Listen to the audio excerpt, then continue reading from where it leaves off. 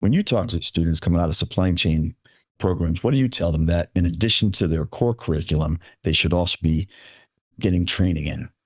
That's a great question. I think that if I think about things that are really influential in terms of my day-to-day decision making, a lot of it has to do with objectivity, maintaining your objectivity.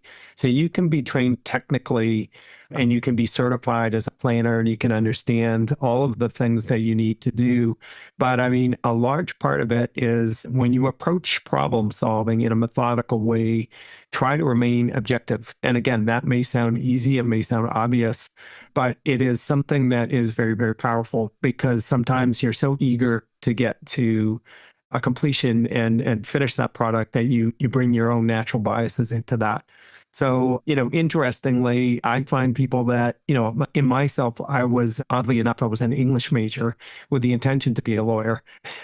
And people sort of say, how did you end up in this business? My dad worked at MIT and he was more of the engineer, so I probably picked that up from him. But I think the objective kind of arts and sciences ethics training is also very, very important.